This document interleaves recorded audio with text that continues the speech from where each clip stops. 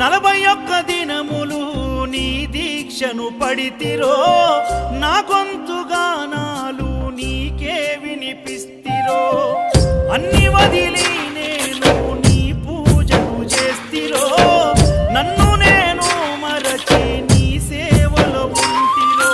భక్తితోని భజన చేస్తూ బయలుదేరితి, శక్తినిచ్చి నన్ను నడిపించు శబరికి.